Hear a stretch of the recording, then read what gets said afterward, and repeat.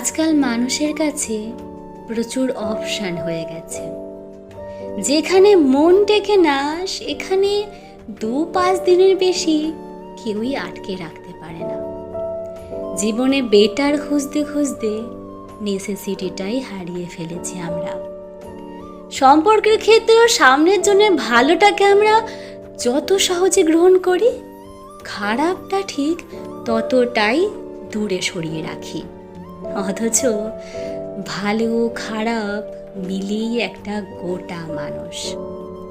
Adjustment শব্দটা narrow হতে হতে প্রায় বিলীন হয়ে গেছে।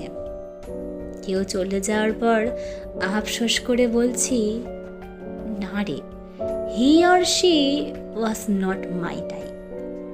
অথচ আমরা তাকে কতটা বুঝতে পারলাম সেটাই বুঝলাম না। মন কি চায় সেটাই জানি না।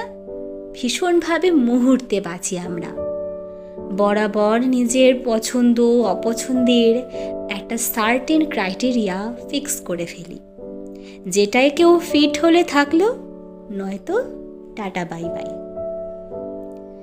একটা চুলের ক্লিপ, জিন্সের প্যান্ট, প্রিন্টেড টি শার্ট কেনার জন্য জীবনে আপনাকে চুজি হতে হবে।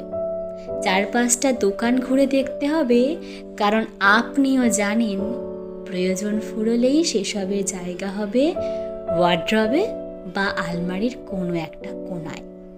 ফের নতুন কিছু। কিন্তু একটা মানুষকে কি এভাবে বেছে নেওয়া যায়? অত বাছ বিচার চলে? তুমি হয়তো আজ 30% এফোর্ট দেবে আর আমি 70%। কাল আবার উল্টোটা হবে।